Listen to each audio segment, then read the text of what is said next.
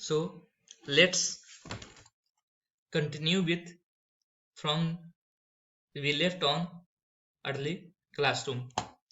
So in previous video हम लोगों ने लोअर कट ऑफ फ्रीक्वेंसी निकाला था due to the coupling capacitor C1 and C2 and due to the bypass capacitor CE। तो हम लोगों ने 3 लोअर कट ऑफ फ्रीक्वेंसी निकाला था और इसमें से जो मैक्सिमम था उसको हम लोगों ने कंसीडर किया था एज ए F1, रिमेनिंग 2 को रिजेक्ट किया था। Then in high frequency response हम लोगों ने हायर कट ऑफ फ्रीक्वेंसी निकाला था due to the input capacitor and output capacitor, और इस दोनों में जो सबसे मिनिमम था उसको हम लोगों ने कंसीडर किया था।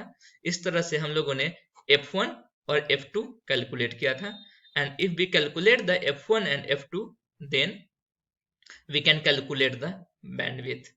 हम लोगों ने ये भी देखा था कि gain and bandwidth are inversely proportional to each other. It means that if we increase the gain, then bandwidth will be decreases, and if we increase the bandwidth, then the gain will be decreases. So हम लोगों को कहीं एक जगह compromise करना पड़ेगा। तो हम लोगों के लिए दोनों इंपॉर्टेंट पैरामीटर है, मुझे गेन भी हाई चाहिए और बैंडविड्थ भी हाई चाहिए, लेकिन सिंगल स्टेज एम्पलीफायर में ऐसा पॉसिबल नहीं है, क्योंकि अगर हम लोग गेन को इंक्रीज करेंगे तो वाइस वर्सा, गेन को इंक्रीज करेंगे तो बैंडविड्थ क्या होगा, डिक्रीज होगा। तो सिंगल स्टेज एम्पलीफायर में ये पॉसिबल नहीं है। तो इस डिसएडवांटेज को रिमूव करने के लिए हम लोग मल्टी स्टेज एम्पलीफायर यूज करते हैं और कैस्केड एम्पलीफायर। इन कैस्केड एम्पलीफायर में क्या करते हैं हम लोग, डिफरेंट एम्पलीफायर को हम लोग कैस्केड में क्या करते हैं, कनेक्ट करते हैं। डिफरेंट एम्पलीफायर को कैस्केड में कनेक्ट करने से क्या होता है, उसका गेन भी इंक्रीज हो जाता है और बैंडविड्थ पे भी ज्यादा इफेक्ट नहीं पड़ता है। इस तरह से हम लोग गेन भी इंक्रीज कर सकते हैं और बैंडविड्थ को हम लोग भी बैंडविड्थ को कांस्टेंट रख सकते हैं। तो सपोज मैंने यहाँ पे एग्जांपल लिया है, यहाँ पे मैंने 2 एम्पलीफायर को कैस्केड में कनेक्ट किया है। ए फर्स्ट एम्पलीफायर का गेन मैंने एज्यूम किया है AV1 एंड सेकेंड एम्पलीफायर का गेन माना है मैंने AV2। मैंने फर्स्ट एम्पलीफायर का इनपुट Vin1 दिया है और आउटपुट Vout1। तो फर्स्ट एम्पलीफायर का जो आउटपुट होगा वही सेकेंड एम्पलीफायर का इनपुट होगा। आप देखिए इस डायग्राम से भी आप क्लियर अंडर समझ सकते हैं कि amplifier of first amplifier is input of second amplifier, और इसका तो हम लोग इसको लिख सकते हैं V आउट इक्वल टू, क्या लिख सकते हैं आप, V out 1 equal to V in 2 means output of first amplifier is equal to input of second amplifier. Now हम लोगों ने output of the second amplifier को क्या माना है, V out 2। तो हम लोगों ने यहाँ पे मैंने लिखा है, तो टोटल वोल्टेज गेन क्या हो जाएगा, AV1 into AV2। Total voltage gain means output of second amplifier upon input of first amplifier. इसको हम लोग इस तरह से भी लिख सकते हैं, output of first amplifier by output of second amplifier upon input of second amplifier into output of first amplifier upon input of first amplifier. Since ये दोनों इक्वल है तो कैंसिल हो जाएगा, तो सेम इक्वेशन आएगा। तो हम लिख सकते हैं total voltage gain is equal to AV1 into AV2। तो हम लोग देखे हैं कि अगर 2 एम्पलीफायर को अगर कैस्केड में कनेक्टेड है तो उसका जो टोटल वोल्टेज गेन होगा या टोटल करंट गेन होगा वो दोनों का प्रोडक्ट होगा।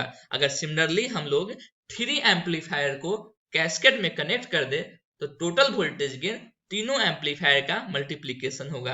सिमिलरली अगर हम लोग n एम्पलीफायर को कैस्केड में कनेक्ट कर दे तो total voltage gain n amplifier के गेन के मल्टीप्लीकेशन के बराबर होगा। तो सपोज मैंने एक न्यूमेरिकल्स लिया है, ये आपके एग्जाम में बहुत बार पूछता है, तो आप लोग ध्यान दीजिए, और काफी सिंपल है, इससे सिंपल कोई न्यूमेरिकल्स हो ही नहीं सकता है। मैंने यहाँ एक एग्जाम्पल पे 2 स्टेज एम्पलीफायर लिया है, आपके एग्जाम में 3 स्टेज 4 स्टेज एम्पलीफायर हो सकता है। प्रोसीजर सेम होगा, बस यहाँ पे 2 एम्पलीफायर है तो हम लोगों ने 2 मल्टीप्लीकेशन किया, वहां पे 3 रहेगा तो 3 वोल्टेज गेन को मल्टीप्लाई कर देंगे। तो यहाँ पे हमने 2 स्टेज एम्पलीफायर लिखा है, जिसमें AV1 को मैंने माना है 20 एंड AV2 को माना है 30। तो टोटल वोल्टेज गेन क्या हो जाएगा, 20 इंटू 30 यानी 600। तो सिंपल है, जस्ट दोनों 20 और 30 को क्या कर दिया, मल्टीप्लाई कर दिया, तो क्या आ गया, 600 आ गया। ये वोल्टेज गेन हो गया। सपोज हम लोगों को वोल्टेज गेन डीबी में कैलकुलेट करना हो, तो सिंस इट इज वोल्टेज है इसीलिए हम लोग क्या अप्लाई करेंगे, दोनों साइड डीबी अप्लाई करेंगे। क्या करेंगे, डीबी। सिंस वोल्टेज है इसीलिए 20 log 10 total voltage gain upon 20 log product of the first voltage product of the gain of the first amplifier into gain of the second amplifier. हम लोग log का property जानते हैं। लॉग का property क्या होता है, सपोज आपने पढ़ा होगा log m into n equal to क्या हो जाता है, लॉग m प्लस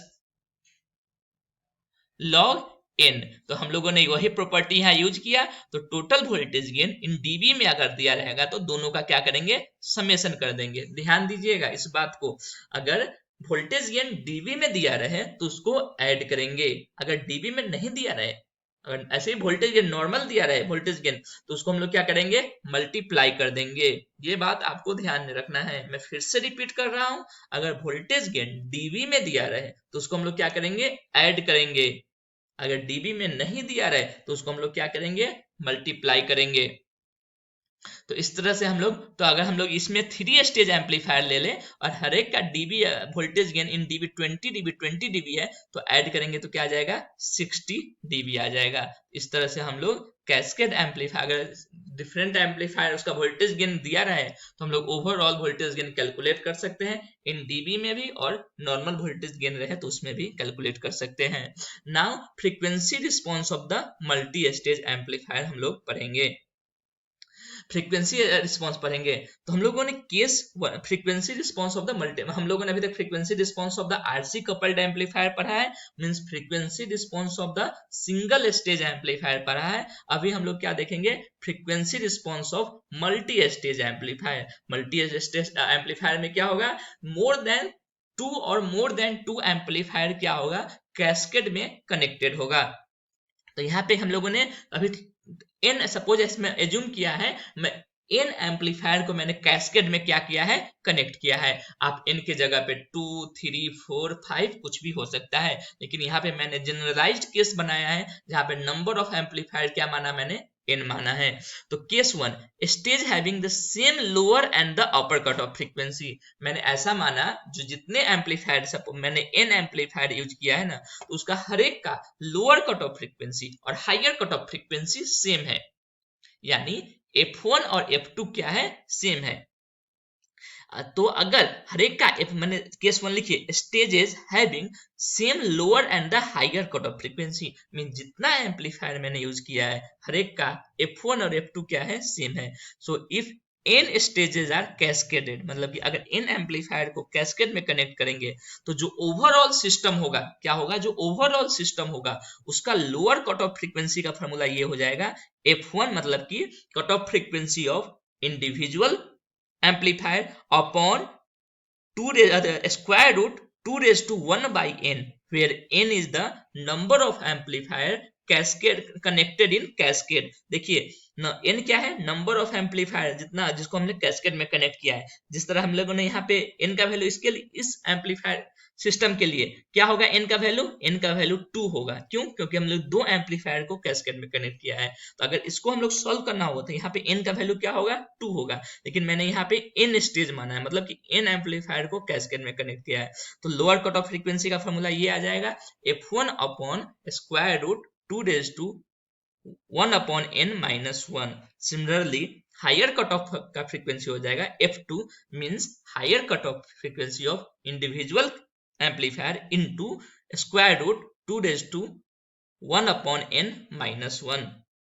ये दो फार्मूला आप ध्यान में रखिएगा, इसका यूज आ सकता है, न्यूमेरिकल्स में पूछ सकता है। आपको lower cut off frequency and higher cut off frequency of individual amplifier दिया रहेगा, नंबर ऑफ एम्पलीफायर दिया रहेगा, और बोलेगा कि ओवरऑल सिस्टम का लोअर कट ऑफ फ्रीक्वेंसी और higher cut off frequency calculate करने के लिए। तो with the help of this formula you can calculate the lower cut off frequency and higher cut off frequency of the overall system, suppose in stages cascade amplifier.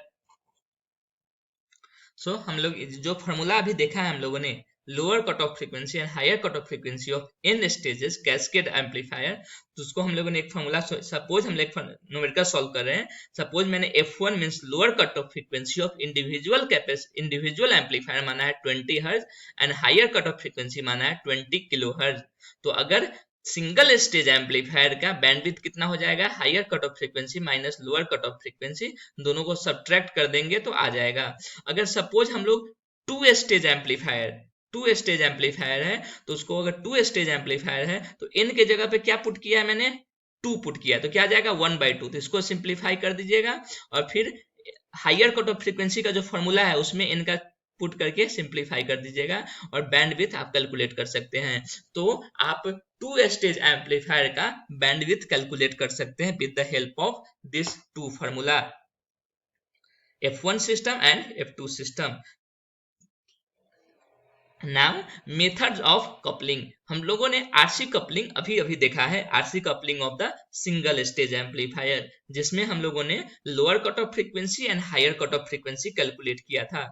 Next क्या है, direct coupling. What is the meaning of direct coupling? अभी तक हम लोगों ने देखा था जिसमें इनपुट वोल्टेज को और आउटपुट वोल्टेज को आरसी मतलब रजिस्टर और कैपेसिटर के थ्रू कनेक्ट किया था। अभी क्या करेंगे हम लोग, रजिस्टर और कैपेसिटर नहीं के डायरेक्ट कनेक्ट कर देंगे, उसमें ना ही रजिस्टर होगा ना ही कैपेसिटर होगा, उसको डायरेक्ट कपलिंग बोलते हैं। सिर्फ शॉर्ट सर्किट कर देंगे, इनपुट को क्या, इनपुट टर्मिनल को क्या कर देंगे, डायरेक्टली एम्पलीफायर से कनेक्ट कर देंगे, और आउटपुट को भी डायरेक्टली एम्पलीफायर से कनेक्ट कर देंगे, उसी को बोलते हैं डायरेक्ट कपलिंग। डायरेक्ट कपलिंग का डिसएडवांटेज क्या होता है, DC can not be block. हम लोग जानते हैं कि जो कैपेसिटर होता है ना, acts as a open circuit for the DC signal, means capacitor क्या होता है, डीसी को क्या करता है, ब्लॉक करता है। So if we remove the capacitor then DC signal भी easily pass to the amplifier. So हम लोग डीसी को ब्लॉक नहीं कर सकते, डीसी क्या हो जाएगा, एम्पलीफायर को पास हो जाएगा, क्योंकि कैपेसिटर तो मैंने रिमूव कर दिया है तो वो डीसी सिग्नल पास हो जाएगा। सेकेंड क्या होगा,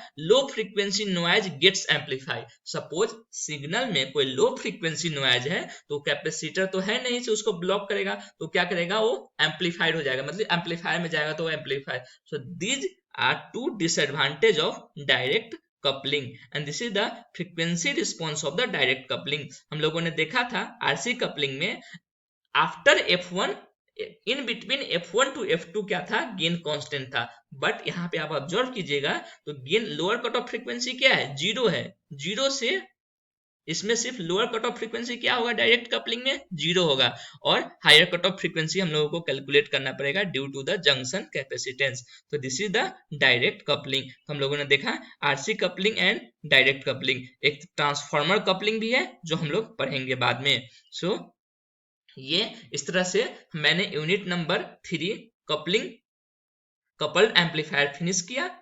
तो आप लोग क्या कीजिएगा, प्रीवियस मैं आपको क्वेश्चन पेपर प्रोवाइड कर दूंगा, उससे आप क्या कीजिएगा, प्रीवियस ईयर में जितना क्वेश्चन आया है बेस्ड अपॉन दिस यूनिट्स आप उसको सॉल्व कीजिएगा, आइदर एमसीक्यू ऑब्जेक्टिव टाइप और 4 मार्क्स का या 6 मार्क्स का आप सॉल्व कीजिएगा। कुछ भी डाउट्स होता है तो आप मुझे व्हाट्सएप पे कमेंट कर सकते, व्हाट्सएप पे मैसेज कर सकते हैं, फोन कर सकते हैं, नहीं तो यूट्यूब पे भी कमेंट सेक्शन में कमेंट कर सकते हैं। मैं आपको जो भी डाउट्स आएगा मैं सॉल्व करने का कोशिश करूंगा। Thank you.